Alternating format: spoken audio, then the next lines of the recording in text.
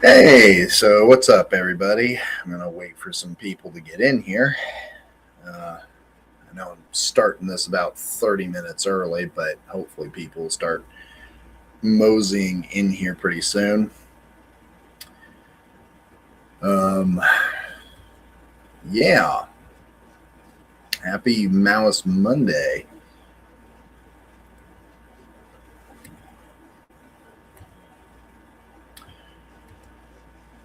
Gonna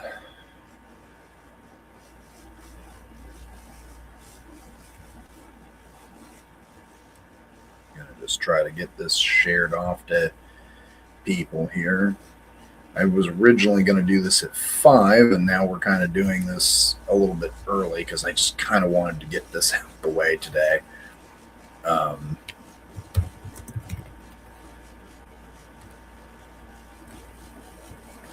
so, just going to wait for some people to get in here.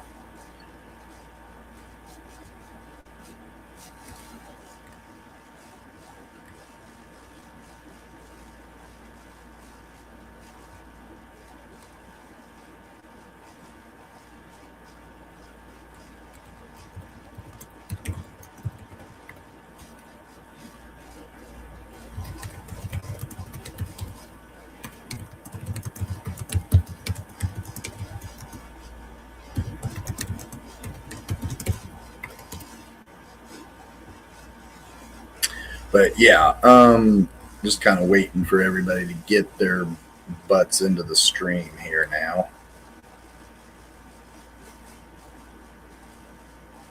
Um, yeah.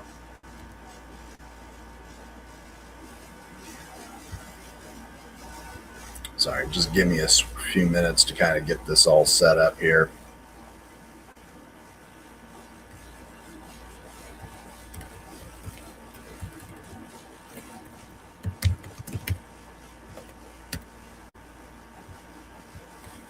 There we go. Just trying to get everything situated.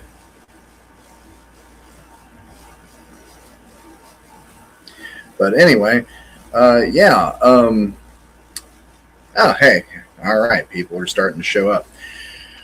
Well, happy Maoist Monday, everybody. And yeah, no, Iran is winning against the war against the axis of Epstein. Yeah, no, again, as I had in my intro, critical support to Iran, especially since it does look like they're going to start blockading the fucking strait again. Um, but that is not going to be the topic mainly of this stream. I actually did want to talk very much more about the situation in regards to Graham Plattner. Um, because, yeah, uh, there is so much that I could go into, and I feel like other people have already covered it, enough at this point. Most people have kind of I feel most people have gone into more detail about it than I have, so I'm just going to more be kind of covering the doing a general overview of everything. Um, Jason Unruh recently put out a video yesterday, Sunday, on I think, or maybe it was Saturday, on the situation.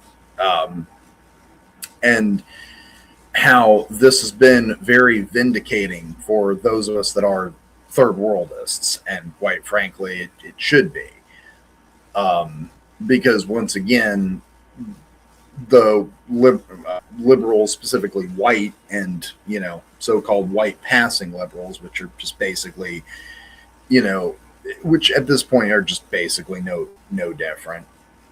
They're basically just white, a bunch of white liberals that are proving that Maoism, third worldism is, being proven correct, and that that liberals will they don't stand for anything. They quite literally will,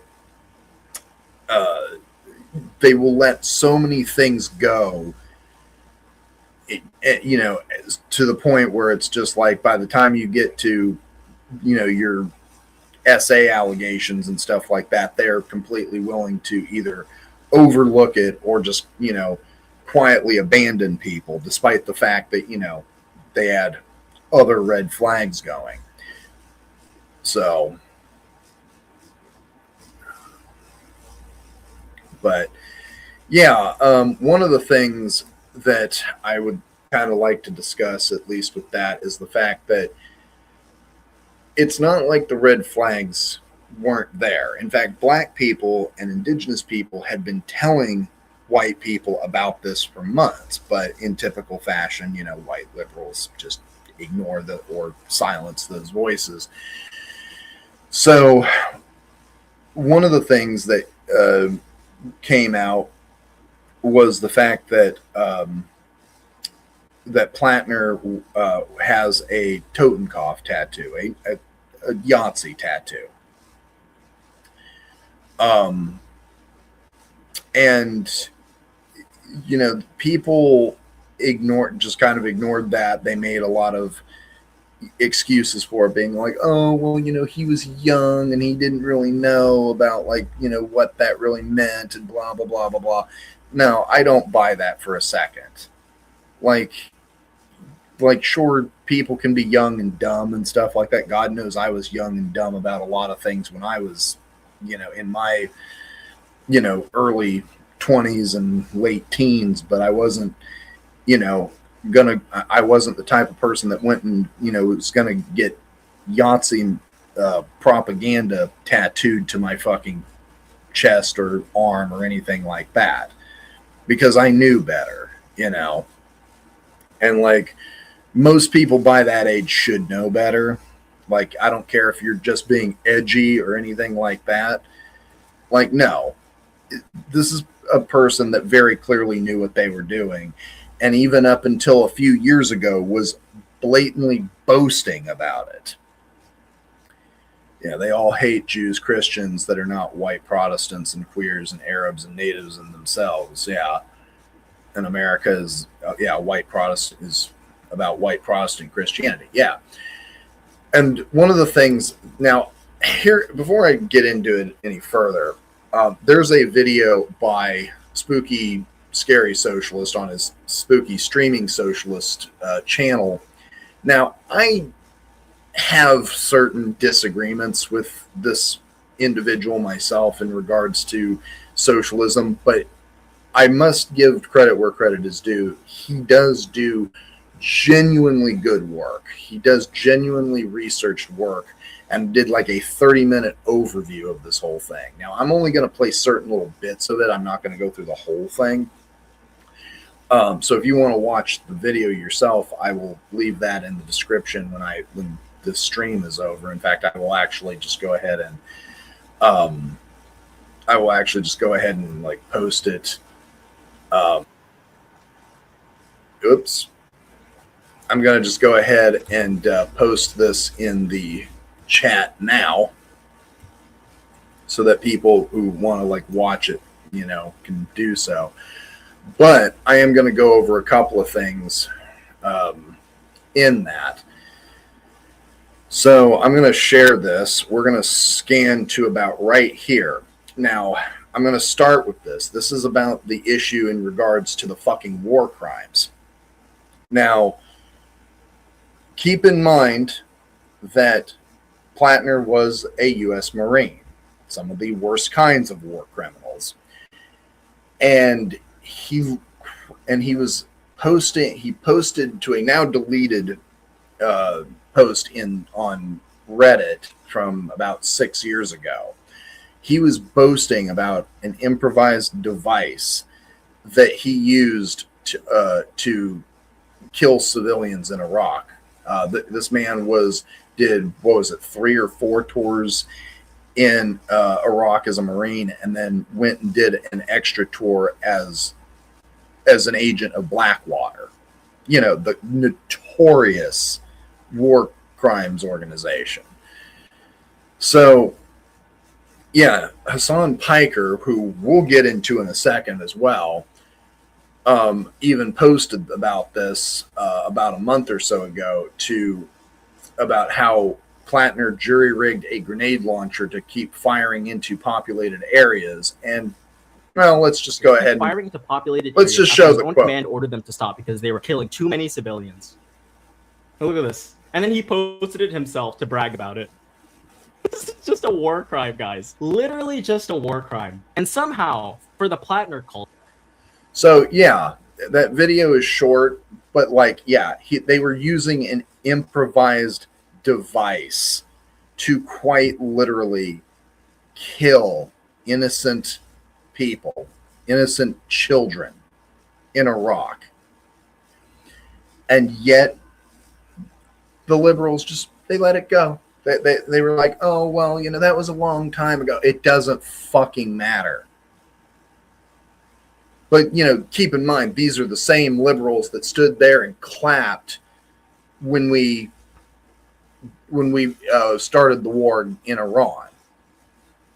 Let's not, like, these people are absolutely sadistic fucking people who are willing to let that go, because as long as Jason Unruh put it in his video the other day, as long as they get their goodies, they don't care. They simply do not care. As long as I get mine, I don't care what we do. That is basically what liberals, in particular white liberals, have been doing. Now, one of those liberals, and this is why I say white and white passing people, is because Hassan Piker was one of those people who literally said on stream, and I'm going to try to see where I can find that.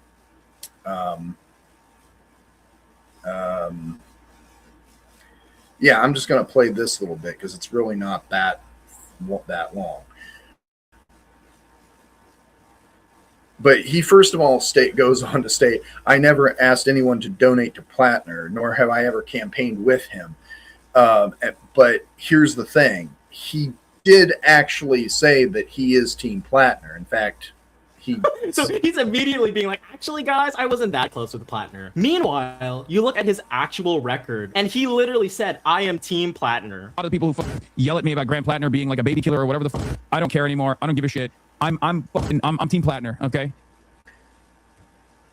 Straight from the horse's mouth, or should I say the horse's ass himself, Hassan literally said that people have criticized him for supporting a literal baby killer, a literal war criminal.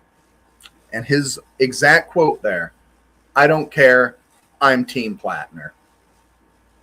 The absolute audacity to claim that you did not endorse this man. Maybe you didn't directly, Hassan, but the fact that you did that you were willing to ignore the war crimes, the Nazi tattoo. I'm over here getting sick just thinking about this. The fact that you were willing to overlook all of that, overlook the red flags that black people were screaming out about, and you ignored all of that, saying, I don't care, I'm Team Plattner. And yet that wasn't maybe a direct endorsement. You may not have directly contributed to him, but you have a very wide audience, wider than mine, probably wider than Jason's, or at least as equivalent to Jason's. And the fact that you were willing to tell people, the fact that you were on that train and influence certain people, no, that might as well have been, you as a public figure might as well be endorsing him. So, yeah.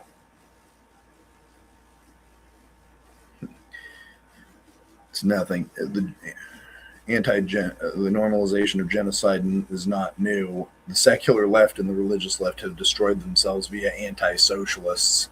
Yeah, But yeah, Hassan has quite literally had said that. He had said, I don't care, I'm Team Plattner, even despite the fact that he himself even had linked and had spoken about the war crimes that Plattner had committed.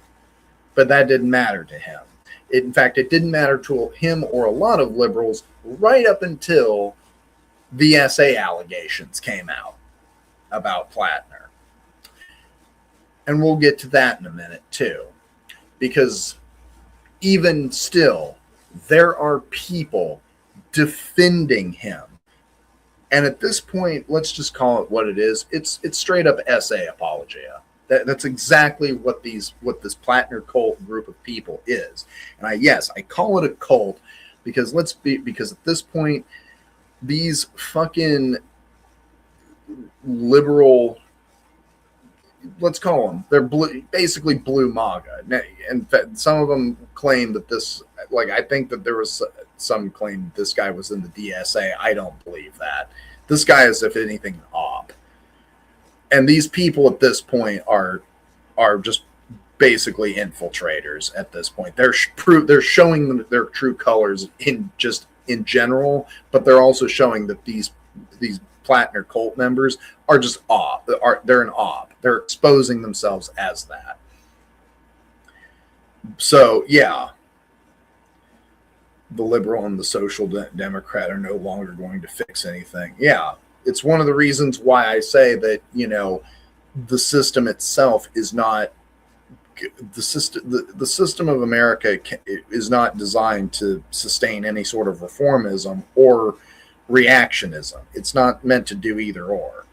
It's based upon a very outdated form of liberal democracy, which, let's be real, is just oligarchy at the end of the day. It's basically what it is. And it is an outdated, obsolete ideology that cannot sustain itself. So it's one of the reasons why it's more likely to allow some fascism, but not, complete and totalitarian forms of it. So, but on the opposite end, it's also not designed to withstand essentially social democracy, not even on the Nordic scale. It's not meant to do that. That's why America is designed to eventually, its system is designed to collapse, as it should. But yeah, this man, he's committed war crimes. He made, he has a Yahtzee tattoo. He made disparaging remarks about black people. I believe the quote was something about they don't tip or something like that. So yeah, he's made racist remarks. He's made, and then he's made disparaging comments about women, specifically bragging about cheating on his own wife. And I think that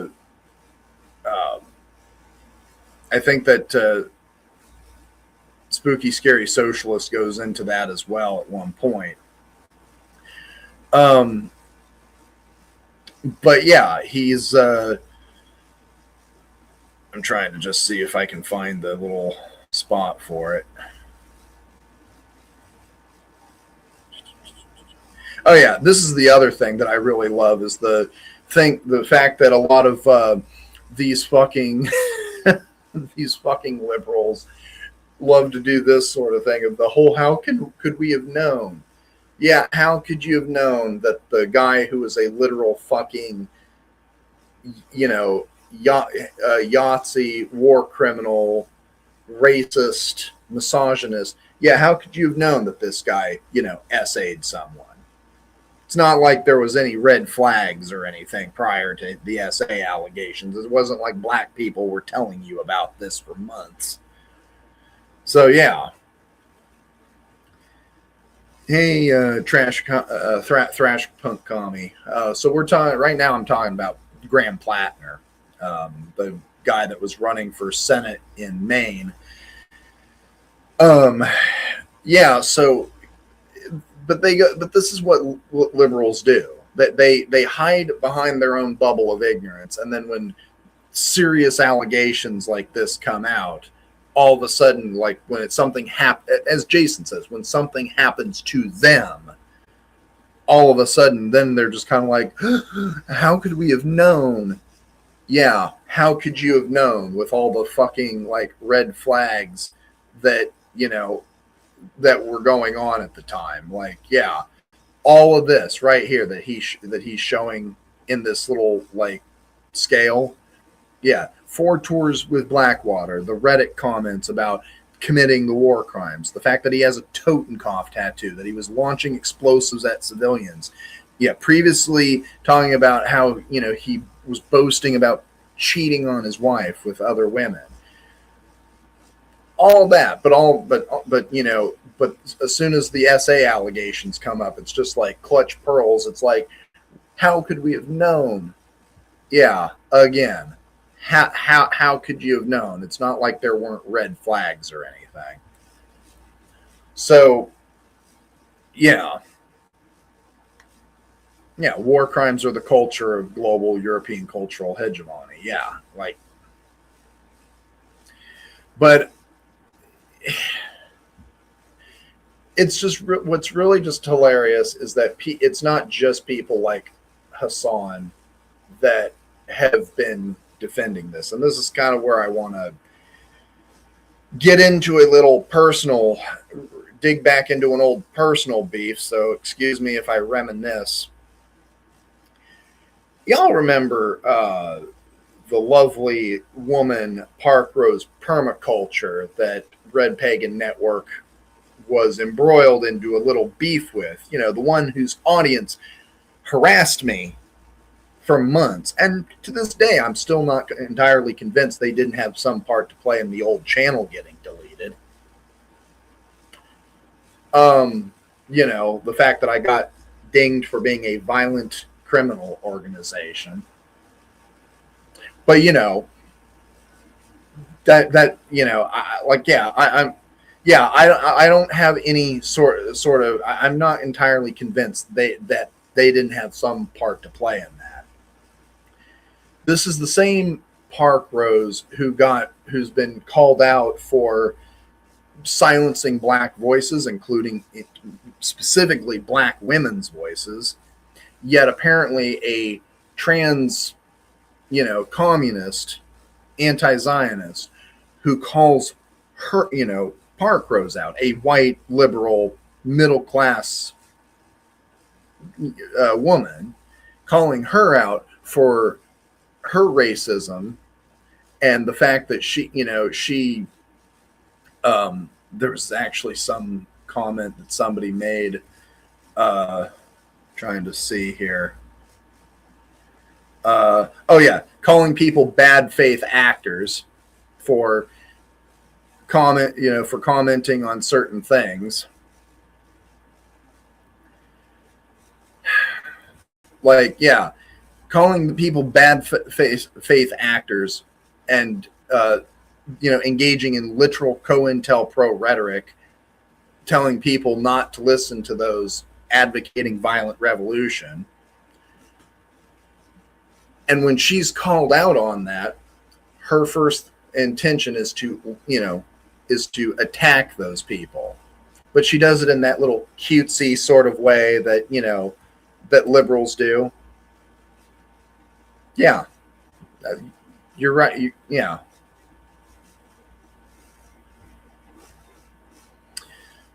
Like, but yeah, she does it in the very innocent, cutesy sort of way, you know, to let people know it's like, I'm the victim here. It's like, we're all the victims here. It's these crazy, you know, people advocating for the violence. Those are the people that, you know, that's COINTELPRO bullshit.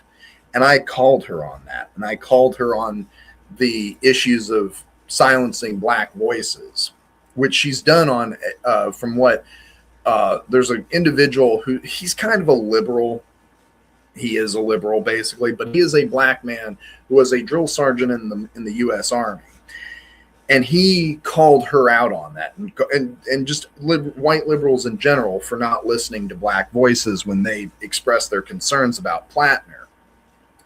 And he told her, he basically called her out for on at least 3 different occasions. I'm pretty sure it has been more, where she has silenced black voices. She has silenced black women's voices. And then she tried to attack and harass me, and her audience harassed me for months after the fact. She literally made a response to me. Granted, the one that is currently still up on her channel, which is literally entitled Response to RedPagan, you can literally go look it up on her Park Rose Permaculture channel. She I never watched it, because in fact I publicly had come out at the time and said that I'm not going to give her the time of day for it. But it's one of those things that I might now go back and actually go and watch it now, just because I now feel vindicated, because a lot of people are starting to drop her and are starting to see her true colors and the true colors of people like her. A lot of people have actually started to say that she is, that they used to watch her, but that was something that she said or something that rubbed them the wrong way as to why they quit watching her, why they quit supporting her. And the fact that other creators, other commentators on politics on YouTube are now calling her out for it, just makes me feel so vindicated, because I was pointing this stuff out months ago. Now, that video she put out, Response to RedPagan, that is the redone version of it, because apparently she had done the previous video of that, the previous rendition she did of that, she misgendered me. And then afterward, people called her out for it, then tried to claim that, oh, well, I didn't know. The whole, how could I have known? Yeah, gee, how could you have known? It's not like I have a trans flag here. It's not like I don't have a book that sits back here with a trans flag on it called Literal Transgender Marxism. It's not that I don't dress feminine and have, a very clearly deep voice. I know voice training could help, and I haven't ever taken the time to do that. But not like I'm openly, mention that I'm trans and that this is that this is a trans Marxist channel. But no, how could I have known? I didn't know that whole play the innocent card. I don't buy that. I don't buy that for a fucking second. She knew exactly what she was doing. And the fact that her audience harassed me for months afterwards with what I would call soft language, but basically it was the typical language of, you'll never be a real woman type stuff. Things particularly like them saying that I was trying to silence a woman's voice, even though I literally am a woman. She's trying to silence a woman's voice. But me saying things about her, criticizing her, was silencing a woman's voice. Something that very heavily implies, and this is something that she regurgitated too. She said that I was silencing a woman's voice. When her and her audience say that, basically implies they don't see me as a real woman. It's basically just a liberal version of you're not a real woman. That's pretty much what the rhetoric was. And then there was just straight up people that actually used slurs, or who made certain comments that that could best be described as soft language to, but was basically just soft transphobia. Because you know how there's soft Zionism from liberals, they do the same with their transphobia, and that's what this was. And then they proceeded for months to harass me in the comments. So yeah, it was actually near, I think it was about roughly about a year ago. It might have been closer to August or September, when my TikTok, granted I was kind of not really using it anymore because, you know, and I wouldn't use it anymore because of the fact that, you know, now that it's been taken over by the Zionists like Larry Ellison, I'm not interested in being part of that platform anymore. But the fact that in August, or I believe it was last year, my TikTok got hacked and I think taken down. And then the fact that I had numerous other close calls with them trying to hack my social media. I believe like they tried to hack my Twitter. I think they also tried to get into my personal Facebook, which by the way I don't use for anything connected to this. It's usually for my friends and family. Somebody tried to hack that. They, you know, and then there's just a lot of other weird stuff that people close to me know what that was. But it was also just the fact that it was soon afterwards the numerous like community strikes that I was getting from on the old channel. And then eventually leading right up to December 30th of 2025, when the OG RedPagan network channel that I had for almost like at least like, yeah, well over 15 years got deleted. And that's why we now have RPN2 now, because the old channel got deleted. You can't tell me that there's not at least some coincidence to Park Rose and her audience harassing me and the stuff that, you know, and all this shit that happened afterwards. Like it definitely is at least bare minimum a coincidence, but I'm not entirely convinced they did not have something to do with it. I think people were false flagging me, false reporting me. And but you know what? Now that she's being exposed for who she really is, and people like her being exposed for who she really is, I feel completely fucking vindicated. I would honestly do it all again at this point if I knew that this was going to be the exact same result. It makes it worth it, because literally they knew what they were doing. This proves that they have a guilty conscience and that they know what they were doing all this time. And now that they're being exposed for it, yeah, because that's the thing that these people fear most, is being exposed like that.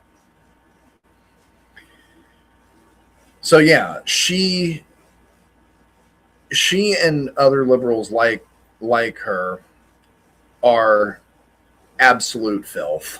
They are absolute two-faced people who try to hide behind this veneer of innocence and victimization when they themselves are the ones doing the victimizing, when they are silencing other people's voices, marginalized communities' voices, who are raising red flags about them or the people that they support, you know, who will literally sit there and defend war crimes and Yahtzee tattoos. Like, yeah, these people are absolutely disgusting. Oh yeah, and let's also not forget, these are the same people that claim, you know, oh, we don't like what America is doing, but yet we'll still like support everything else that they're doing. Like literally, like these are the people that sat there and cheered when we attacked Iran, when we launched the first strikes in Iran in March. These are the people that when you point out that that all we accomplished was killing innocent school children, they don't care. They simply don't care. So yeah, should we be surprised then that these people end up supporting a Graham Plattner, who is committed, who's literally was involved with a criminal terrorist organization, a state-sponsored terrorist organization that commits war crimes, literally committed war crimes, launched explosives at civilians, has the Totenkopf tattoo, made certain comments about his war crimes, and boasted about cheating on his wife. A man who literally went out and made disparaging racist remarks about black people. So yeah, are we really surprised then that, that they turned a blind eye right up until the SA allegations?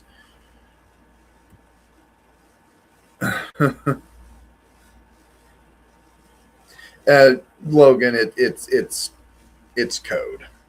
It's definitely the code, because we can't say the actual term anymore on YouTube, or otherwise, this might get either age restricted or completely just fucking removed, or the channel might even get removed because, you can't say certain terms anymore.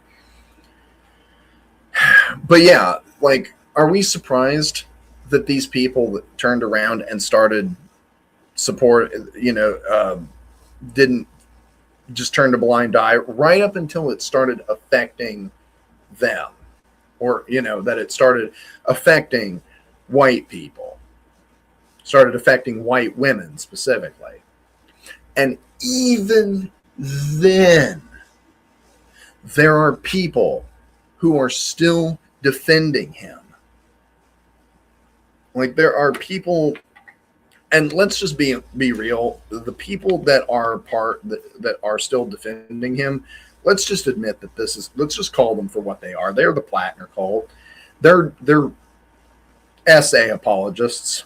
That's all they are at this point. One of those individuals is Anna, I am a feminist Kasparian. The one from the Young Turks. In fact, Cenk Uygur is doing the same thing. The Young Turks are just doing straight up SA apologia. And I'm actually going to just scan over to that around here.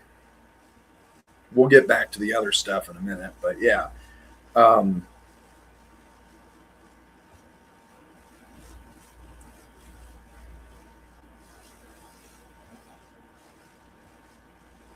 Keep in mind, by the way, Graham Plattner has no shot of winning. Plattner is not going to win. A lot of these people say, you can't talk shit about Graham Plattner because we want to defeat Suzanne Collins, we want to get a Republican out of it. He's not going to win. So at this point, the remaining cultists who are doing rape apologism are doing it for the love of the game. There's no electoral reason to be defending Plattner anymore. And so I want to go through and name and shame the worst of the remaining Plattner cult. This is the silliest argument I've seen. The allegations against Plattner are a coordinated smear by the Democratic establishment and Zionists. This is a line taken by Schenck. This is what I know for sure about Plattner. Every legacy media outlet is trying their hardest to make sure he loses. They are investigating every minute and every facet of his life. They never do this for insiders. They despise outsiders who challenge power. This talking point is so dumb. Allegations can hit people who are of left-wing politics, who are of centrist politics, or of establishment politics, who are of right-wing politics. Donald Trump MAGA cultists are always like, this is a smear coordinated by the radical left. Don't believe the allegation. Oh, and just to be clear too,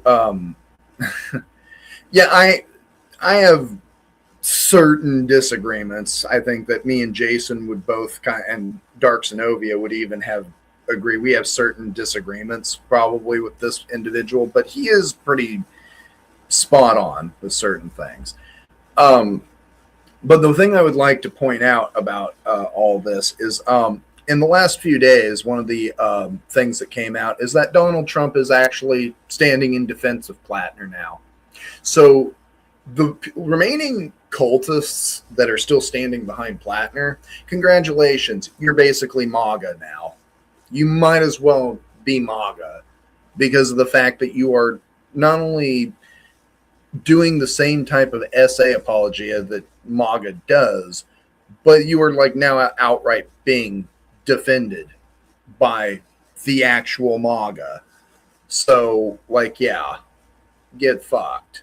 Against Trump because this is all a smear by them. Eric Swalwell, an establishment Democrat in the California gubernatorial primary, he was hit with allegations. Was that a coordinated smear by the progressive? Yeah, very legitimate allegations, by the way. The California Democratic Party? No, this is just copium from people who want to do apologism for a guy who has allegations hit up against him. They are doing straight up Trump MAGA cult stuff for a guy who isn't even in power. Beyond just the classic line of this is a coordinated smear, they are just outright doing rape apologia. It is genuinely vile. And so this is Anna Kasparian from the Young Turks. Unbearable position of having to adjudicate something that should have been adjudicated in a court of law if this actually took place.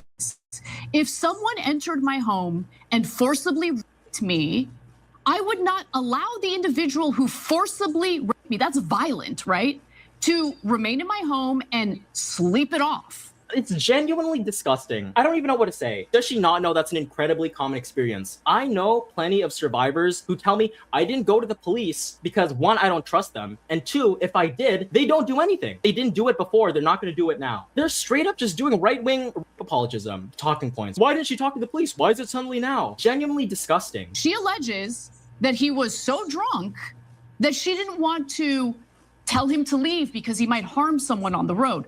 He just forcibly raped you, right? Call the cops. Just disgusting. Blaming survivors for not calling the police. She just went through this incredibly traumatic incident where someone she was seeing suddenly did this to her, and suddenly it's her fault for not calling the police. Wow. Why didn't this survivor who just went through a horrifically traumatic incident call the police, who are very famous for being good at their job and actually taking sexual violence seriously? Are these leftists at this point? If y'all remember, like a few weeks. So yeah, it's one of those things where you are in a traumatic. Let's just put it into perspective, and I'm more specifically talking to the women in the audience specifically, and I don't care if it's cis women, trans women. Just let me just kind of use women in general as an example. If one of us were essayed, how would you react in a situation like that? You probably couldn't give an honest answer because you would have to be putting yourself into such a traumatic, and maybe some of you have been through it. Maybe some of you watching have been through something like this. And those of you that have know of the trauma that you're going through and how you aren't really thinking clearly. You aren't thinking, that, oh, I should call the police. Because number one, maybe you don't trust the police and rightfully so, because usually the police do absolutely fuck all. But much less, it's like, it's just straight up vile, the fact that you are defending somebody who has been essayed and you're telling her what she should or shouldn't have done, and just straight up victim blaming, somebody who has been through such a traumatic experience. Here's the thing that really gets me is that they are trying to use the fact that this woman supposedly had right-wing views. Okay, let's unpack that. First off, that just the fact that he's dating a right-wing person, that should say everything you need to know about Graham Plattner to begin with. But the fact that, but whether or not she's right-wing, does that fucking matter? Here's what I need people to understand. Like, yes, I understand the right-wing lies, and they make a lot of shit up about their political opponents all the fucking time. SA is usually something that they typically tend to not touch with a 10-foot pole. They will go after everything else. They will attack one's character and all their other shit. They will pull every other boogeyman out of the closet. but they usually avoid that part.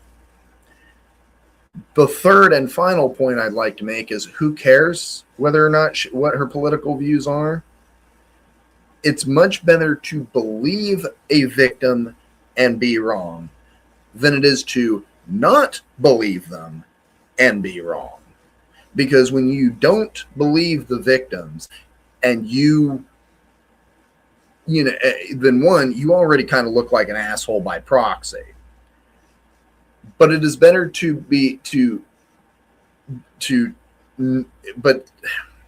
but if you don't believe them and you turn out to be wrong, then yeah, you are basically just doing rape apologia. It is better to defend the victims and believe them until it's proven otherwise, because at least at the end you can be like, okay, I can take the L, but you still look like the better person at the end of that. Whereas if you don't believe a victim and it turns out they legitimately were SA'd, you look like an asshole. You literally look like you are defending all the predators, and you are at that point are defending predatory behavior. You have basically sidelined yourself with predators. So it's better to believe the victims and it turn out that person made the allegations up, which statistically is not the case. It is better to believe the victims and have the allegations be false, and at least be like, okay, you know what, that's fine. I can take the L on that. But it's better to do that because 99% of the time they are actual victims. So yeah.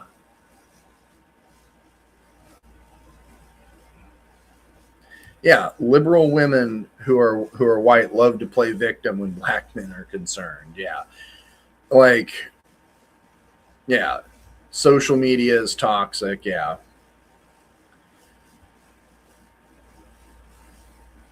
Yeah.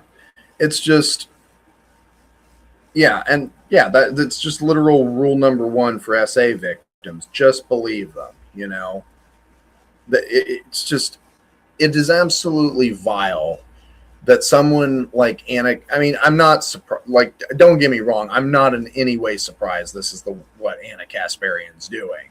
But it's really, really fucking funny how this woman who claims to be a so-called, feminist is literally doing right-wing rape apologia.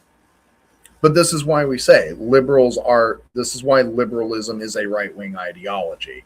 Liberals are really no different than than any of the other fascists, because they are themselves still fascists. So yeah, and they're just proving our point of, this whole liberal to fascist pipeline. They are proving third worldism correct, in which, you are willing to just allow everything to cascade, that you are willing to sit there and benefit off of war crimes and imperialism than do actual revolution. You are willing to defend the actions of vile people as long as you get your goodies. But as soon as it starts to affect you personally, or people around you personally, or it starts affecting your culture personally, in this case, because let's be honest, white isn't a race. White isn't an ethnicity. It is a cultural thing. And white people keep proving more and more just how absolutely vile they are. That as soon as something starts to affect their community, that's only when they start caring about it. But there's also caveats to that, because if it's a woman, they seem to be kind of divided on that. But God forbid, you try to quote unquote attack a man's character, a white man's character, and all of a sudden, no, that's going too far. That's where the divide in the white culture is, because there's still the misogyny amongst the white culture. This is kind of why this is why we advocate against whiteness, why we advocate that one needs to overcome, in a manner of speaking, one needs to move beyond their whiteness, post-white as we call it. You need to move beyond that, because whiteness in and of itself, the white culture is an absolute fucking disease. Like, it really fucking is. But yeah, this man, yeah. Oh, and then I wanted to move back here to Ken Klippenstein. I'm not really going to worry about the other tweet here, but I want to do the Ken Klippenstein. Now, some of you might be familiar with Klippenstein. Might have seen him and his brother Ed and their articles and stuff like that. Yeah, he basically made a quote-unquote apology, which really wasn't an apology, for his previous support for Plattner. But he literally said that those that are apologizing are self-flagellating, that they are basically being bullied into apologizing.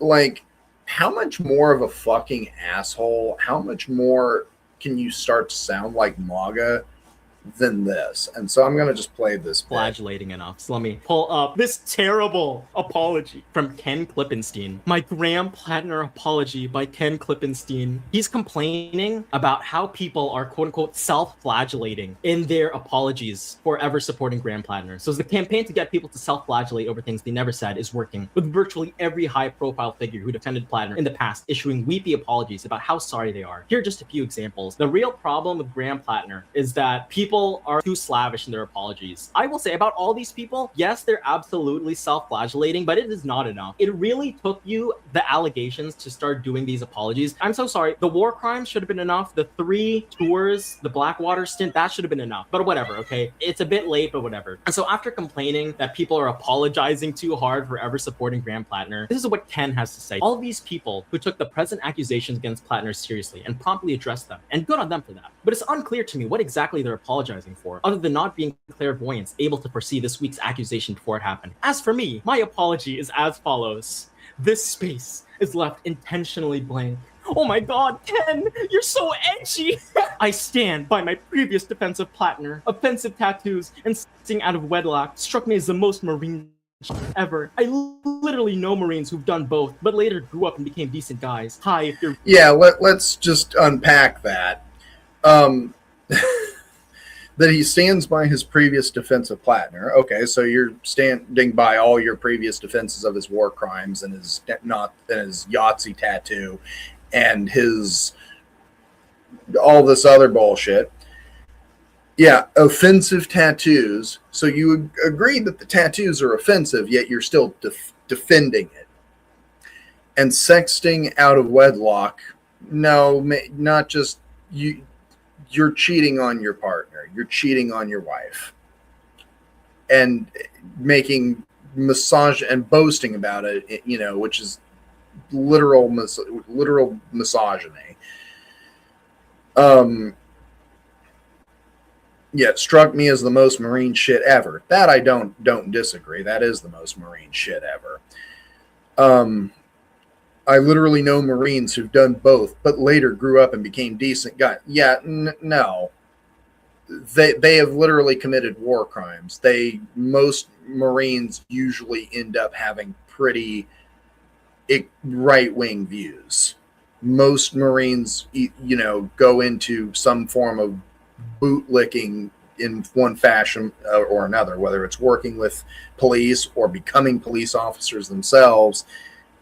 Like, yeah, these are not decent guys. None of them are. They're fucking bootlickers.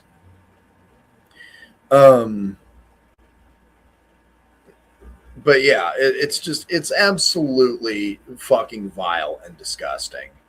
Reading this, I still believe in my bones that people like that deserve to have a shot at public office, that our country would be better for it. But the Marines I've described were never accused of anything more serious, like sexual assault. What Ken is saying is that, how could he have known? You know, he doesn't have to apologize for supporting Plattner for all this time. How could Ken have known that all these scandals were actually pointing to a wider pattern of behavior from this war criminal? There were no signs. My favorite argument from the people who just got off the Plattner train is this idea that we were also victims of Graham Plattner. Yeah, I'm gonna actually play this part too. The real victims of Plattner weren't his actual victims in Iraq or Afghanistan or all the women he had relationships with. The real victims were the people who supported him. So this is what Emma Vigilant has to say after the recent bout of allegations against Graham Plattner. Hey, everybody. I just wanted to jump on here to address the serious, credible allegations against Graham Plattner. This story is devastating. I believe the victim here. I think that Graham should drop out of the race. It's like, oh, wow, yeah, you did the bare fucking minimum of admitting the very credible allegations. Okay. He has betrayed many, many supporters by not being forthright about this. I would include myself in that. The real victims of Graham Plattner were the people who supported him. When they said that there was nothing new coming out, and it looks like it's just the next worst thing outside of being just a an essay apologist. I probably should make sure I don't use words that could get me banned or struck here. But let's be honest here. Straight up essay apologists, you know, the second worst thing you can be besides that is to be the type of person who's making this all about yourself and not about the victim, not just like this is exactly what this woman is doing. She's making it all about her, making it all about the people that supported Plattner because we're the real victims, as opposed to the literal victim of SA. Just, it's absolutely fucking vile. an awful, awful accusation, and a credible one has come out. Who knew that the Blackwater mercenary with a Nazi tattoo, who kept lying that he didn't know it was a Nazi tattoo, would also lie to the people who support him, saying there would be no further scandals? What a surprise! What I will say about the people who've gotten off the Plattner train just now, after the latest batch of allegations, they aren't even the worst. At least they're off. So, yeah, that basically, yeah, and then you had, it's just amazing to me that the people who, like, again, I'm not surprised, but the fact of the matter is that the people that have ridden this train, and again, let's keep in mind, most of them are white, or white passing, or what, you know, or sideline themselves with white liberals like Hassan, are the people that have ignored everything else about Graham Plattner up to this point, and have been warned about it by black people, and yet for some reason, nah, we're just going to ignore those voices because, like, we still want to get ours. It's like we can excuse, his war crimes. We can excuse the Totenkopf tattoo. We can excuse, the misogyny and the racism. Yeah, well, there's the thing. Once you start excusing all those other things, it makes it really kind of easy for them to just start excusing things like SA, which is what a lot of these cultists now are doing. So yeah, let's see. Is there any? Oh yeah. Let's also not forget that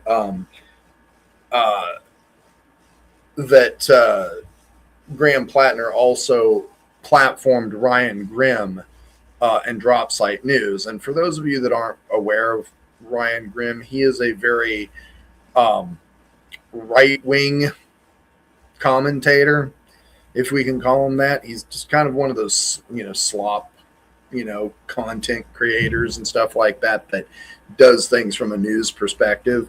I mean, one could technically argue that's kind of what I am, but he is very much like he very much does things from like a very conspiratorial perspective and everything like that.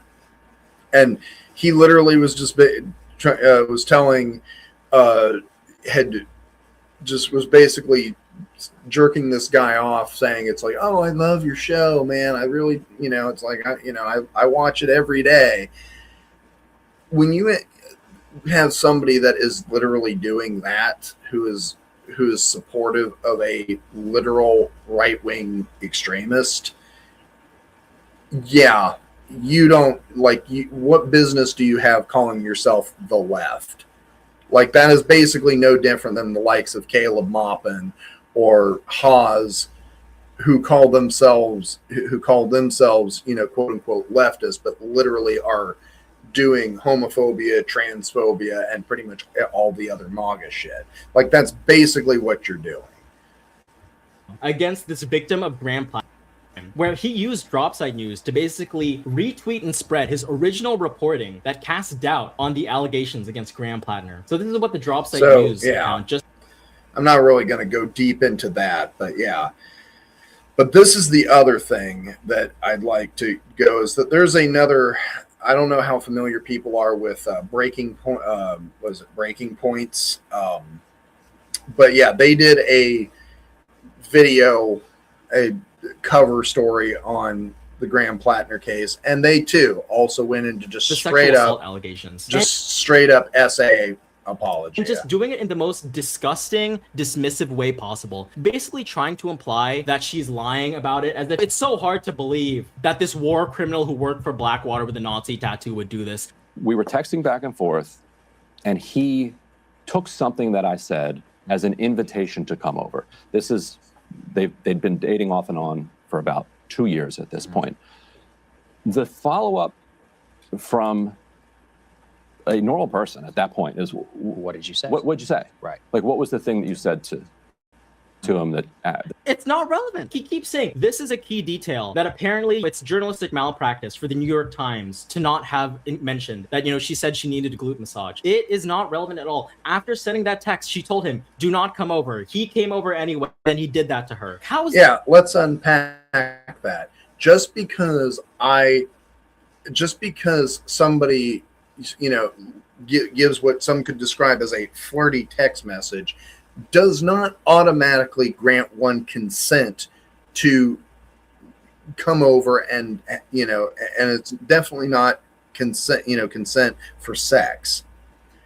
She literally told him no. He came over, literally broke into her house and essayed her. And people are going to use that, oh, well, both of them were drunk. It doesn't matter. In some states, like California, pretty sure it is also in Oregon and Washington as well. I don't know what it says in Maine, probably not.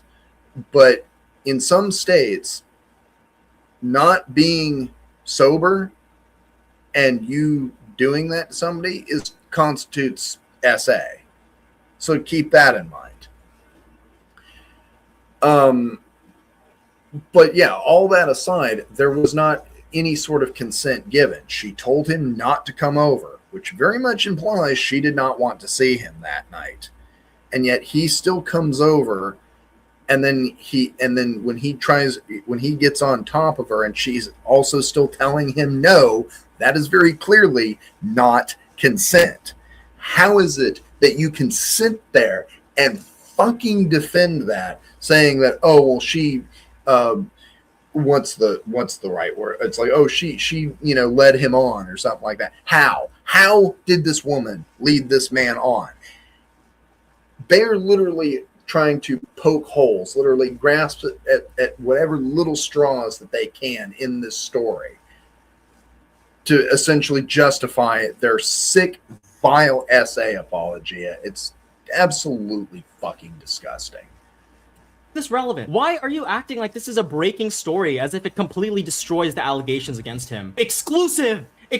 Ryan Grimm is here to cast doubt on a woman's sexual assault allegations against a war criminal who worked for Blackwater with a Nazi tattoo. Seriously? This is just straight up apologism. What did she do? Let's also keep in mind too that Ryan Grimm and Plattner are also like really close friends. So there's that.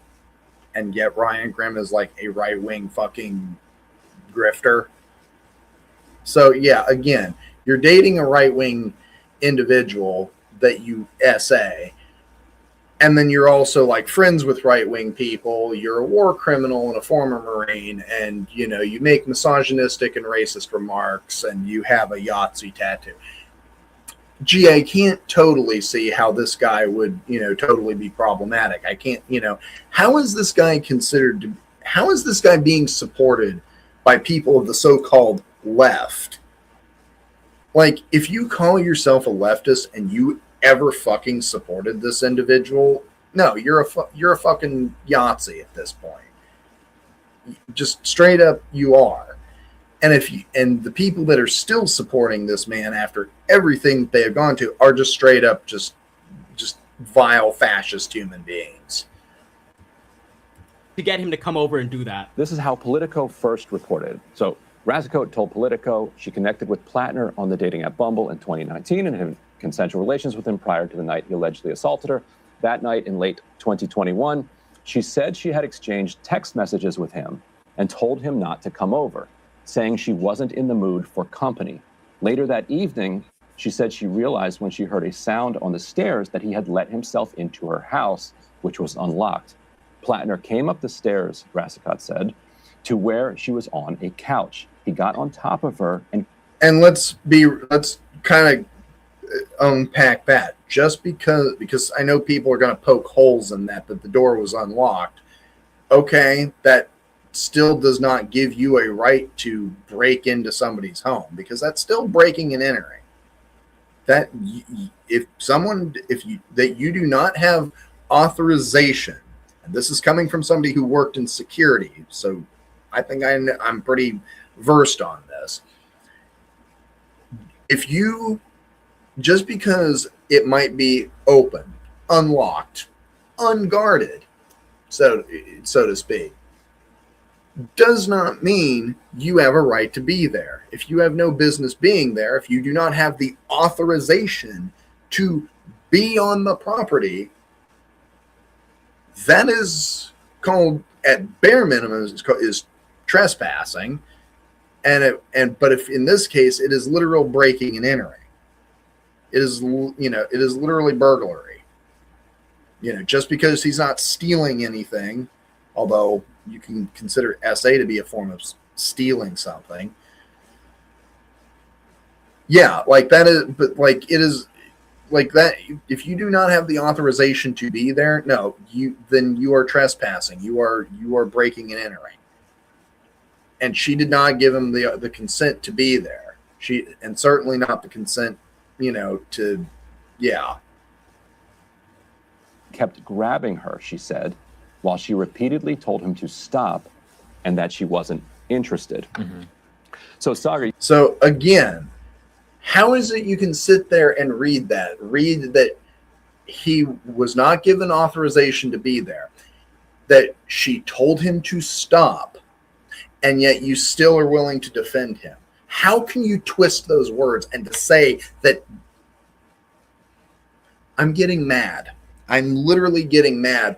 But this is also just the typical, but this is also why I say these people are no different than the fucking fascists, the fucking MAGA, because they will literally twist anything that is very clearly very cut and dry, that this woman, did not consent to any of this.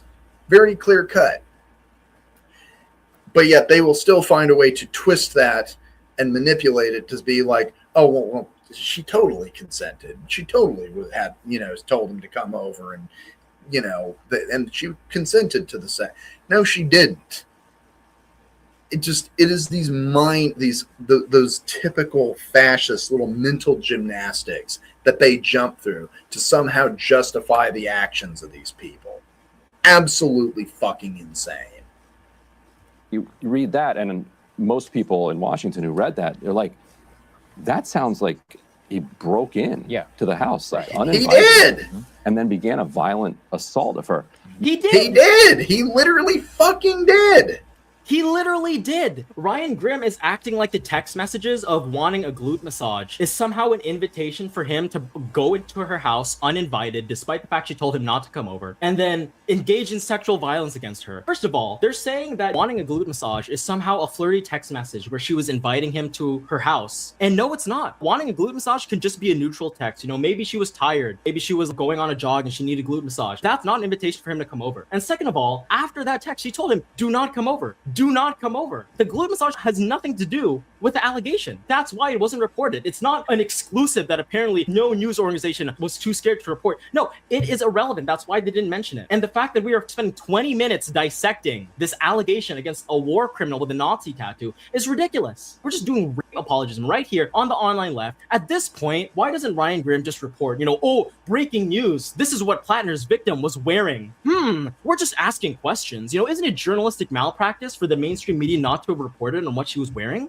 Isn't it journalistic malpractice for the mainstream media not to report on how many sexual partners she had? Very interesting. If your first instinct when a man is accused and they are running for one of the most powerful political positions in the country, and your first instinct is to defend them, you are a terrible person. You are a bad person.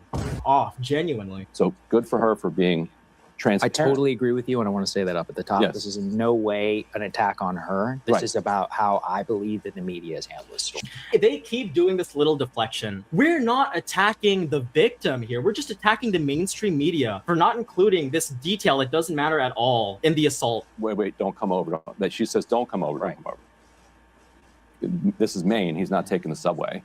Like, so he's driving. She's drunkenly driving over there. Yes. Comes into the house, and then it gives, and then she says he's grabbing her on the couch. Well, where is he? She's saying no. Right. Where's he grabbing her? Like, is he like immediately starting like the glute massage? Like, how is any of that part? This is what they mean by this is the reason why mainstream media didn't report on it.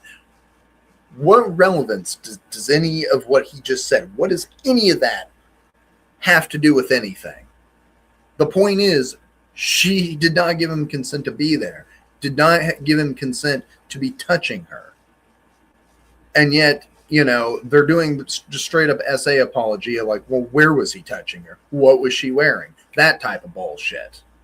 You know, the very same type of rhetoric that we get from MAGA cultists. Or whatever. Right. Bruh, do these people have no self-awareness of how disgustingly misogynistic they look? But you know, we're not you know, attacking the victim here. Like, you very clearly are doing victim blaming. Genuinely is so vile and disgusting. Oh, where was he grabbing her? Maybe he was doing the glute massage that wasn't reported on. Like, this is genuinely disgusting, misogynistic, rapist, apologist trash. How the f is this a left-wing media outlet? Was he beginning his glute massage? I mean, I would argue, though, that Breaking Points is basically just shit-lib trash. It's like, I don't really like anybody that I hate when people use the term online left and when they try to use the term leftist media, because this is very clearly like shit-lib bullshit. This is not leftism. It is anybody that is engaging in that is not a leftist. People that are like, people try to argue that, you know, people that are, you know, like somewhat covering or like somewhat, you know, leaning on the DSA and stuff like that, that somehow that makes them left leaning. No, it doesn't. RPN is left leaning. Maoist Rebel News, that's left leaning. You know, this type of trash is a bunch of, it's shit-lib garbage. What's wrong with you? It did genuinely appear as if Plattner had been told explicitly not to come over there, understood. He was told not to come over there. After talking about this massage, she said, do not come over. The very definition of what Jenny has alleged here is a full-blown gross sexual assault, Class A felony in the state of Maine with a statute of limitations for 20 years. I agree. Graham Plattner for prison at this point. You know, first try him at the Hague, then throw him in a prison for this shit too. Seems like you and I are splitting hairs, but the reason why I think it's really important... They literally are splitting hairs. They are literally trying to... is it really reminded me of how a lot of the Me Too cases in 2017 and 2018 transpired, in which it was very obvious it was purely on the word of one person. And yeah, this is the part where they literally start trying to blame the Me Too movement, trying to say that it has made things just so much harder for men. Okay, yeah, totally, dude. Like in a situation where the Me Too movement, like completely, where women are probably less safe now than ever before and still aren't taken seriously, where most SA cases are just kind of ignored. Yeah, it totally has made things more unfair for men. Yeah, sure. You could have contravening evidence of what obviously was a complicated encounter, or something where, look, there's genuine, misunderstanding, or, a different takeaway, and in which people's lives got totally ruined. What the f is this guy talking about? The Me Too movement destroyed so many men's lives. Like, huh? The real victim of Me Too were the men, not the women who came forward and didn't receive justice. Brett Kavanaugh is now the Supreme Court Justice. Donald Trump is still president. So many women have come forward about sexual violence done to them by powerful men, and very, very few people were actually ever held accountable in the Me Too era. From what we know about his finances, if his rich parents don't bail him out, he has no money. He has rich parents. His friend gave him that oyster business. He has veterans checks from the United States for doing war crimes in the Middle East. We gotta feel bad. So yeah, it's just that's kind of the basic parts of what I wanted to cover with this, but yeah, it's absolutely fucking disgusting the way that a lot of these liberal media outlets, the people that supposedly are supposed to be the defenders of women and women's rights and standing up for against people people that commit heinous SA against women. No, none of that fucking matters, because we want to get our guy in there because we have to vote for him anyway because we want to defeat the Republicans. Blah, blah, blah, blah, blah, blah. It's like the spooky, scary socialist said, he's not going to fucking win at this point, even if he did continue on. And quite frankly, it's like, yeah, he shouldn't be running. It just,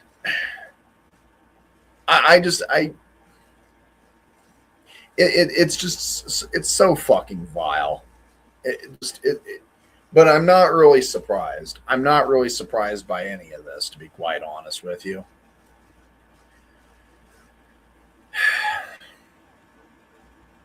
But anyways, I think I've talked enough on a lot of this crap.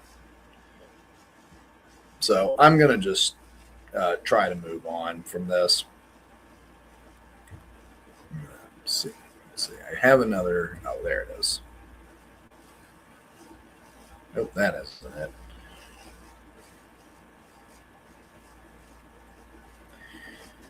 But yeah, as I'm just basically going to wrap that part I'm going to wrap that part up by basically just saying that, as third worldists, we should feel vindicated about this whole situation, because it's just proving that, the first worldists, specifically the first world left, if you will, the fucking liberals, will ignore everything. They will ignore all kinds of heinous crap. Like, who cares about the racism? Who cares about the the misogyny? Who cares about the war crimes and the imperialism and the bootlicking? And who cares about the fact that he comes from from the bourgeoisie? Who cares that he's made that he's like, yeah, who cares about the Totenkopf tattoo? Like, literally excusing Nazism. And yet, but as soon as it starts affecting a certain section of their demographic, then that's when they start to care. And even then, they're willing to look the other way, because quite frankly, if you're willing to excuse everything else, it's pretty much safe to say you're okay with excusing anything else up to and including SA apologia. So yeah, it's and so yeah, people like Hassan, who claim to be so-called leftists, have proven themselves that they are not. That they have proven themselves that they are nothing more than a bunch of vile Yahtzees, or at least supporting vile Yahtzees, and are willing to ignore war crimes and the murder of innocent children. They're willing to excuse the disparaging remarks of, you know, black people don't tip made by this man. The boasting of cheating on his wife, you know, but all of a sudden when the SA allegations come up, oh, that's just too far. These people are fucking despicable. SA apologists aside, the people that have defended him up until this point are absolutely vile, despicable, horrible human beings who frankly, well, I'm not going to say it, but you know what needs to be done to these people. So yeah, people like him and people like fucking Park Rose Permaculture, that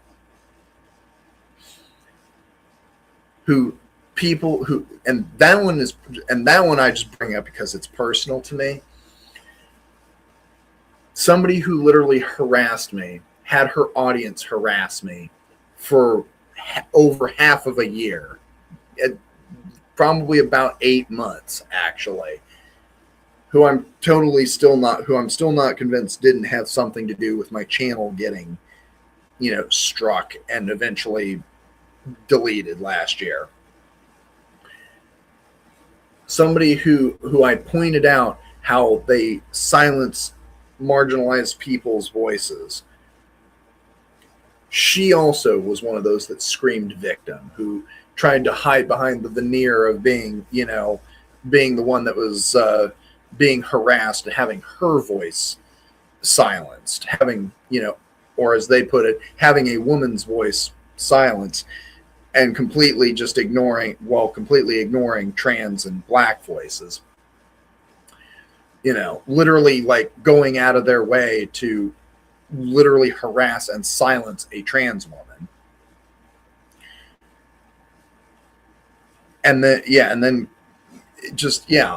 the fact that she and people like her are outing themselves as being the vile, despicable fucking Yahtzees that they are makes me feel personally vindicated. So not only is third worldism being vindicated by this, and third worldists in general being vindicated, you know, through this, you know, example that is the Graham Plattner situation, but me personally, I feel vindicated from everything that has happened to me in the past year. It's kind of one of those situations where maybe more people need to start listening to us so-called tankies, because, you know, maybe we actually are onto something. Maybe we actually know something. Maybe we actually are pretty analytical people.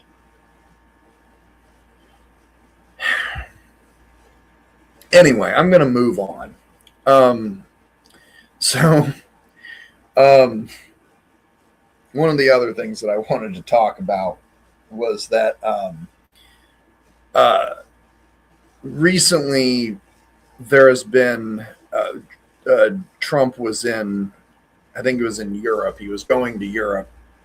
I think he was in Turkey or somewhere, and he had to he apparently had to take a different plane to his next destination because apparently security got heightened over fears. And this was, I think, confirmed that Iran was trying to have him assassinated. And like, for obvious legal reasons and all that sort of stuff, because like, I don't need feds showing up at my door. I'm not saying that I support what Iran was doing, but I also, you know, but he also did assassinate their leader. He also kidnapped Nicolas Maduro. I mean, that obviously has nothing to do with the whole Iran U.S. thing, but like, you know, I just feel it's I feel a need to just bring it up anyway. He's literally kidnapped a foreign leader. He's assassinated a foreign leader of a country we are currently at war with. So I'm not saying I support what Iran did or was trying to do. I'm also not saying that. So I'm just saying I don't like I think the whole thing, like, point being is you assassinated their fucking leader, dude. So yeah, it kind of is, you know, only natural that they're going to try to take a few pot shots at you. I'm just saying. Do you think that covered my ass? Probably not. Because these fucking people don't fucking care. But I'm just saying, like, it's just hilarious to me that because he's now running scared because he knows that he's set the precedent. He's assassinated a foreign leader. He's kidnapped a foreign leader. So it's kind of just fair game at this point. Kind of like what I said when he kidnapped Maduro. It kind of lends credence to our adversaries and, you know, to like China or Russia, you know, or North Korea, or even Iran, to be like, okay, you kidnapped this leader, you killed this leader. That kind of makes them feel justified in doing the same back. And like, again, not for legal reasons, not saying I agree with them, but I'm also not saying that. I'm just going to go ahead and just take the safe way and just say, I think that, you know, it's one of those that I'm just going to take the safe neutral route there for once. The safe neutral route of saying, just saying, bro. Like, I think that's the best way to say that. I'm not saying I support it. I'm not saying that. You did kidnap a foreign adversary. You also killed a foreign adversary. So, just saying, bro. And of course, let's be real. Like, the whole big reason, like, he's doing this is largely to, you know, he's doing this because he knows things aren't going well for him. With, like, people are still, you know, talking about release the Epstein files and stuff like that. That hasn't gone away, which is partially probably why they partially may or may not have been why they started the war in the first place. But that hasn't worked out, and the war itself hasn't worked out. So yeah, it's just one L after another with this guy. And now and for a while there, he couldn't restart hostilities because we couldn't afford it. we literally do not have the money to be fighting this war. But, you know, somehow they managed to, you know, I guess, you know, scrape a few coins out of the, you know, a little bit of money out of the couch cushions or something in the Oval Office, because apparently we struck back at them in the last few days. And apparently now we're blockading the strait again. So, yeah, it's just, we don't have the money to continue this war, but he also doesn't want to end the war because he wants them to be denuclearized, which isn't going to fucking happen.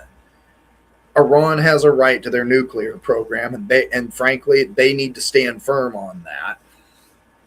They have a right to exist, whereas America does not. So, yeah, it is one of those situations where, like, he's doing this largely because he knows that all this is just not gonna. He knows that he's probably not, that his party's probably not gonna outlast the midterms. So, like, he's trying to get in his shots while he can. He's trying to get done the vile fucking bullshit he's trying to do, which brings me to the next point. Recently, there's been a housing bill that got passed, a bipartisan housing bill, and we all know how rare that shit is these days, by Elizabeth Warren, and I forget who it was, but there was another senator from, I want to say, South Carolina. Anyway, there was it was co-authored, and it was a housing bill, and it passed. It actually passed, Congress.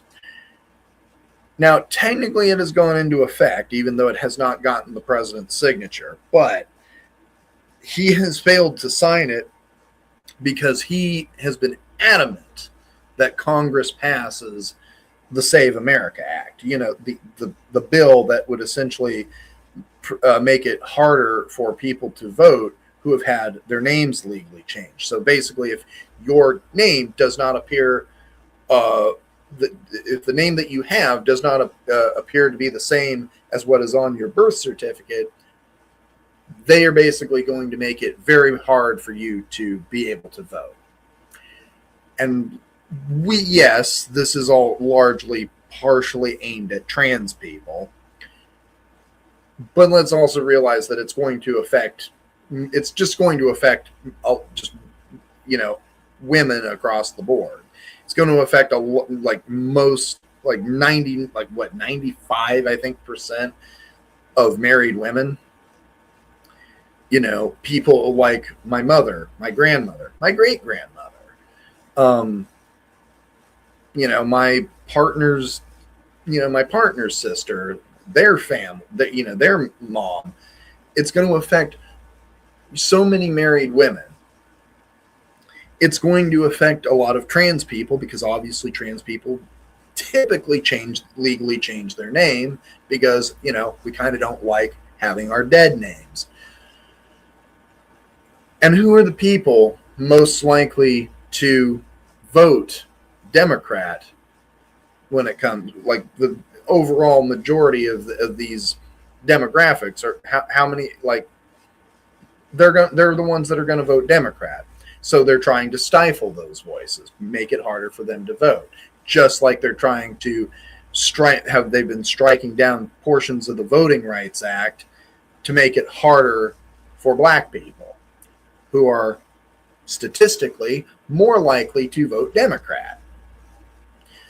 Like, you can't win the election fairly, so you're trying to rig the election. You're trying to make it harder for those that would vote for your opponent to vote, to actually vote. Like, this is like literal voter suppression. And he knows that, things aren't going to go well for him, so he's trying to distract with the use of the war, but the war is not going his way.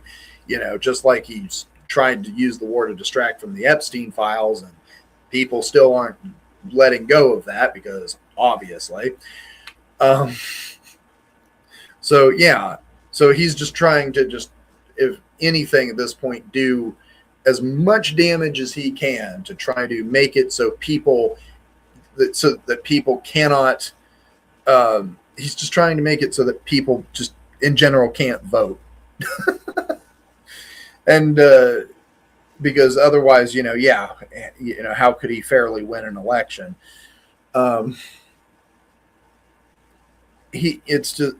It's also very apparent that he is not well physically, mentally.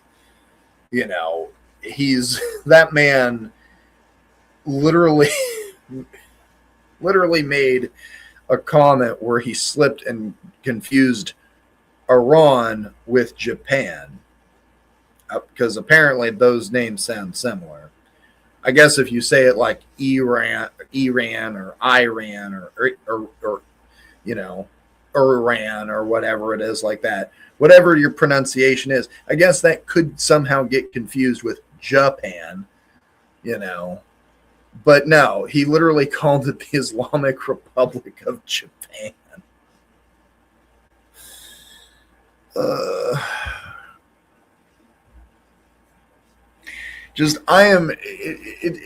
It's just, this is the man that is currently waging a war in the Middle East, that is currently aiding in a genocide in the Middle East. And yeah, he is, and he is not doing well. I mean, you have, and like his party is not doing well because of that. They're, they know that they're fledgling. They know that they have people that are leaving the MAGA movement en masse. They know that, and the people that are daring to defy him are getting, are losing their primaries. But those people, those MAGA loyalists, are themselves most likely to probably end up losing in the general election. Some of them probably will stay in there. Some of them might even get elected for the first time. Most of them are probably going to actually lose, or only basically, squeak by, by a mouse fart. So and that's why most analysts, including myself, are kind of looking at this situation and being like, yeah, the Democrats are probably going to at least take back one of the houses, which they only have to take one of the houses back to make the government essentially ineffectual. Because if one house is Democrat dominated, the other is Republican dominated, they're not going to really agree to shit. Yeah, they kind of lean on the same side on certain issues, but there's still certain idealisms, certain issues where they clash. This goes into the whole contradiction stuff like that, and I really don't feel it's relevant to get involved to get into that right now. Otherwise, this will be a far longer stream than it needs to be. But the point that you need to know is that, yeah, it will make Congress virtually ineffectual. Now, if the Democrats completely take over both houses of Congress, which also is still a likely possibility because they only have to squeak by with 6 seats, I think they need to get for a majority in the House of Representatives, and they only need I think 4 or 5, I think, to get by in the Senate. Not quite positive on those numbers yet, but the point that I'm trying to make, excuse me a second.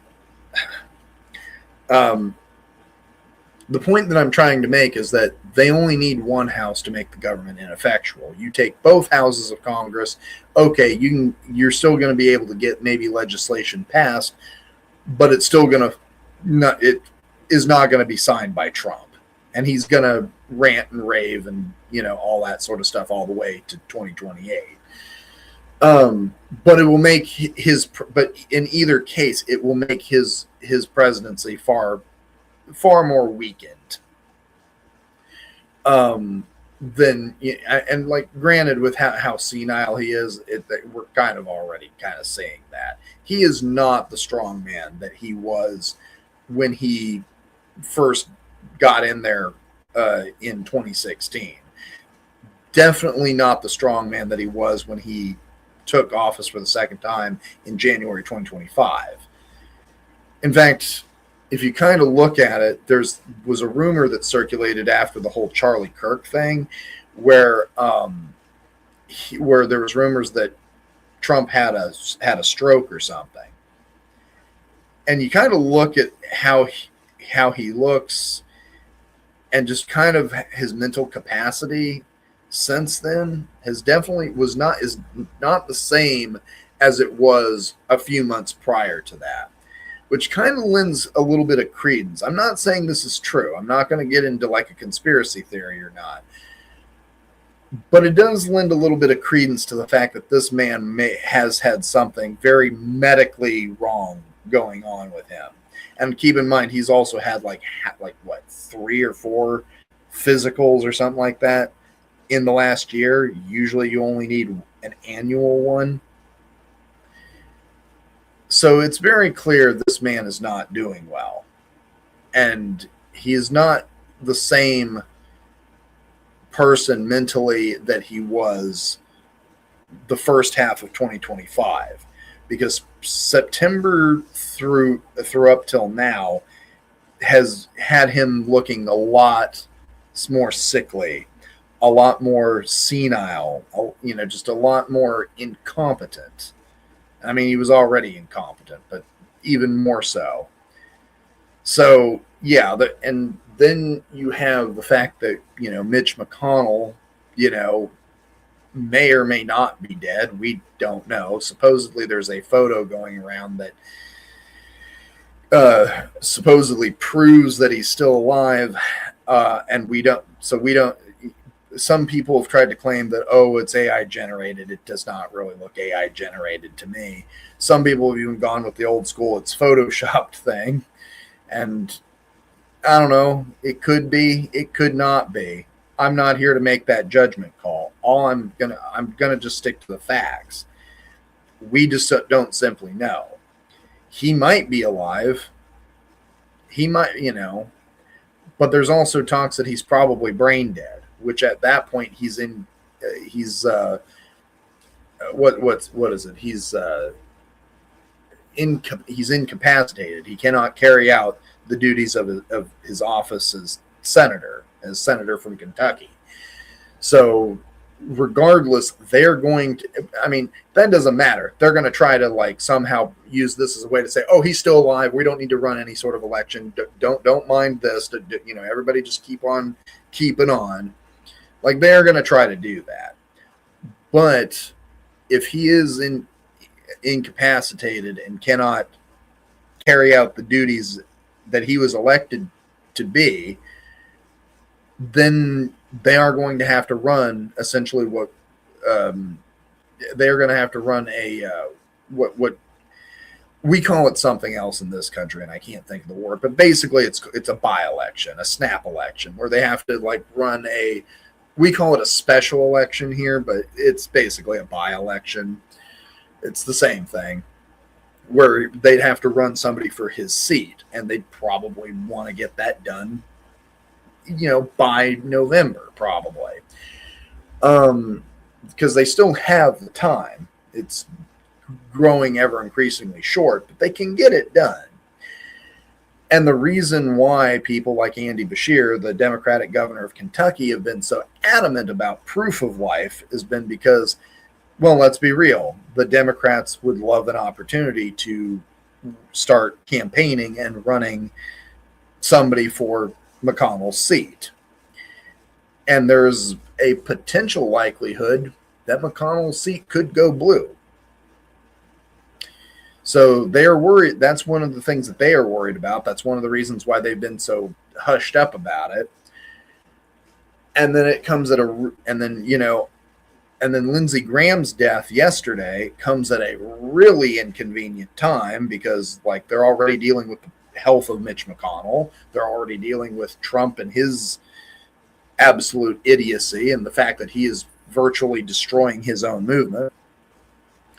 So now you have Lindsey Graham that who has recently died. That's a really bad time for that to happen for them, because essentially that means now his seat, if it wasn't already one of those up for election, is going to be contested, because obviously someone's got to fill that seat by, you know, the coming year. But yeah, it's just that means that there's at least one, if not now two, potential Republican seats that are now up for election. Now, yeah, I agree with Dark Zenobia here. That's kind of the route I'm kind of leaning on, but I'm also kind of just leaning on the current facts that until proven otherwise, I can't make a determination, you know. So, but yeah, Lindsey Graham being dead, along with Mitch McConnell, yeah, really is bad timing for them, because yeah, that leads now to one, if not now two, potential seats that are up for grabs. One of which, if not both, could potentially go Democrat. It's a really, really bad time, and like again, it's not like it's not like the Democrats need a whole lot of seats in either house. Like, it is like a lot closer than you'd think. And like, it is one of those situations where the Democrats are, I think they only need like 4 or 5 seats, I think, for a majority in the Senate.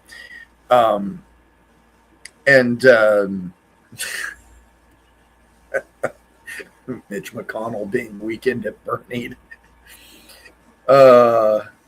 That's funny. I don't know how many younger people might get that reference.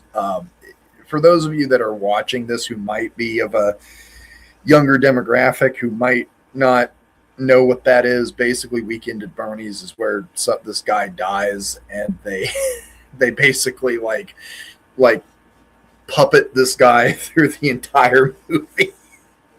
It's hilarious. You have to watch it. It's great.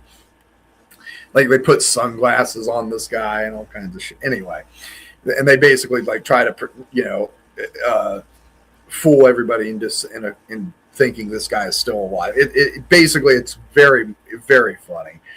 But yeah,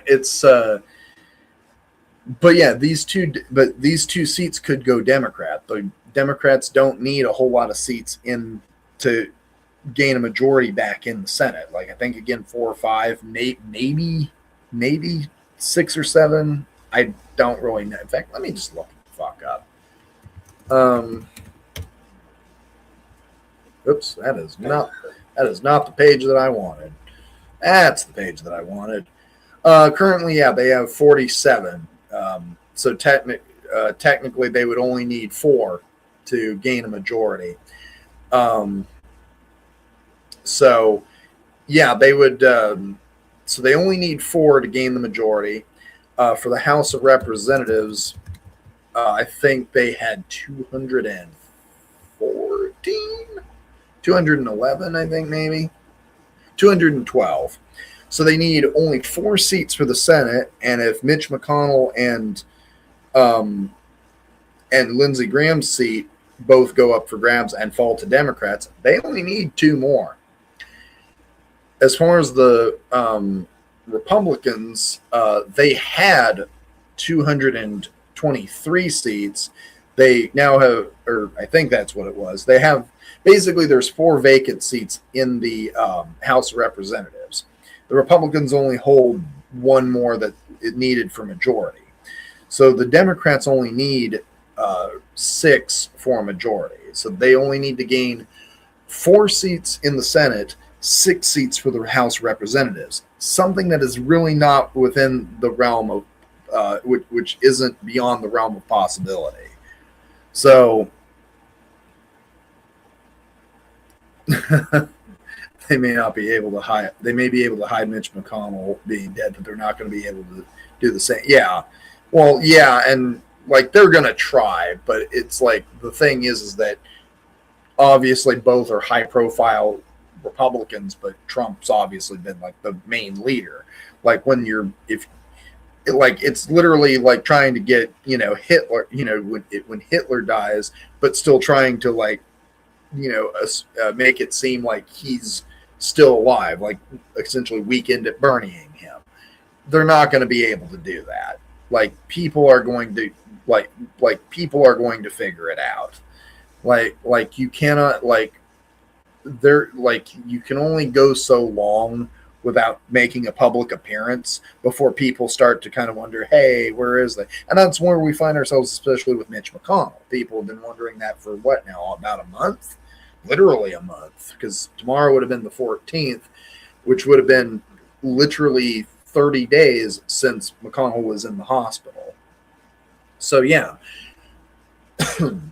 So yeah, if that happens, if McConnell is dead or does die, because again, we don't, factually speaking, we don't know yet. But it's one of those things that if he dies and Lindsey Graham's already dead, there's 2 out of the 4 seats needed for the majority in the Senate that could potentially go Democrat. And then you have 6 seats that are needed for the House of Representatives, which, again, not outside the realm of possibility for them to go blue, and they possibly could. So you are looking at the potential of at least one of those houses going Democrat in the midterms. There's also an equal likelihood that both houses will go Democrat. So we will. It is increasingly growing very grim for the Republican Party, and yeah, the fact that they just lost Lindsey Graham, who is like a notorious Christo-fascist, very notorious, jerker offer of Trump. Even though they did have their disagreements, Trump still, he was one of those people that did not necessarily go like the full distancing themselves from Trump, unlike Marjorie Taylor Greene and what was his name, Thomas Massey, Nancy Grace. Lindsey Graham didn't fully distance himself from Trump, so he still maintained to some degree some good graces amongst the man. I mean, Trump literally praised the man on social media just yesterday. So, but yeah, losing him and then potentially losing Mitch McConnell, who, if anything, isn't necessarily a loyalist he's not neither loyal or disloyal. He's just a right-wing opportunist, and just kind of a bitch in general. So he's just lose it, but he's also a very high profile and has been a very high profile Republican for at least 2 decades now. So yeah, him dying would be, both of these men dying is going to end up being is going to be a major blow for the Republican Party. So anyways, yeah, I just kind of feel like those were a couple of things that needed to be addressed.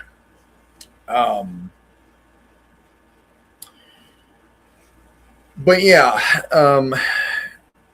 overall, the biggest reason why I kind of wanted to do this was just because of the fact that I needed to talk about the Graham Plattner situation, and I feel like I kind of did that. Now, again, the videos that I will be sharing are going to be the Spooky Scary Socialist video, as well as Jason's video, which was done on a completely separate issue entirely. It was done on the fact that it is vindicating towards third worldism and third worldists, but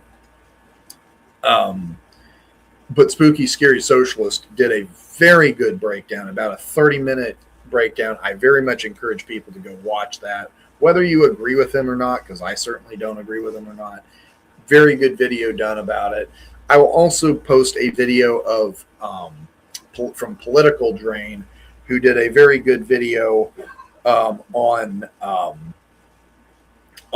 just calling out the white liberals who refuse to listen to black voices. So I will post all of those in the description of this video, because I think each person did a very good job of explaining different things regarding this one individual, because there are so many layers to the Graham Plattner situation that just I did a lot of watching of videos and a lot of reading into this stuff, because I had heard about it last couple of weeks, and I had just kind of decided, you know what, I'm going to just wait to do something on it.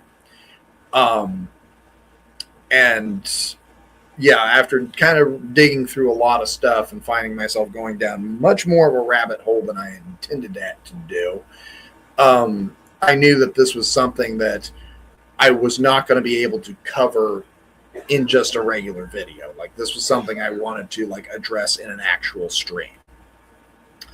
So I will post those videos But I will say, at the end of the day, I feel so vindicated as a third worldist, and just personally because of my beef with a certain individual that I had last year, I feel very personally vindicated by this. So, yeah, I really don't have much more to talk about in regards to a lot of this stuff going on. I just yeah, anybody that though did support Plattner, like no, if you were willing to ignore all his previous red flags up to this point, you are a horrible person. You you are a horrible person. If you were willing to dismiss war crimes, dismiss his racist and misogynistic remarks, the fact that he has a Totenkopf tattoo, if you were willing to dismiss all that and ignore or silence marginalized voices, including black people's voices, who tried to raise the warning bells about this, if you did all of that, you're a horrible person. You are basically you have defended, placated, and enabled imperialism, Nazism. You've enabled war crimes.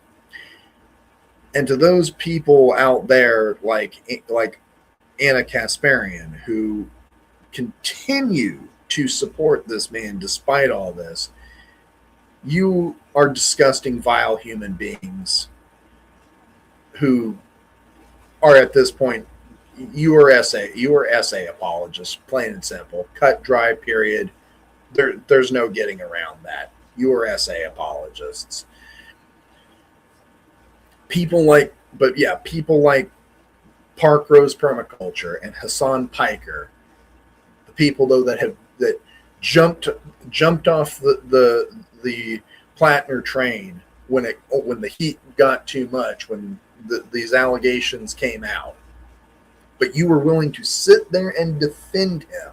People like Hassan, who literally went out and said, who literally said that people have confronted him and saying, "How can you support a baby killer?" And he literally said, "I don't care. I'm Team Plattner." To people like Hassan Piker, in fact, I will direct I know he'll probably never see this, but to Hassan Piker himself, go fuck yourself, dude. You are an absolutely horrible person, and and I'm going to say it, you are a Yahtzee. You are an absolutely disgusting human being for supporting and defending that and not giving a flying fuck about third world children, about the people that this guy mercilessly murdered. You are a horrible person. To people like Park Rose Permaculture, who have quite literally not only defended this individual up until these allegations came out, but literally have silenced black people's voices, including black women, and have gone out of their way to harass and silence trans women's voices while trying to claim that we're the ones that silence you, or that we're that we're bad, arguing in bad faith. Go fuck yourself. You are a horrible person, and I'm glad that people are finally seeing you people for the vile, disgusting human beings you are. God, I feel so fucking vindicated. And I think I'm going to end the stream on that note. I'm RedPagan Nicole for the RedPagan Network, signing off. Until next time.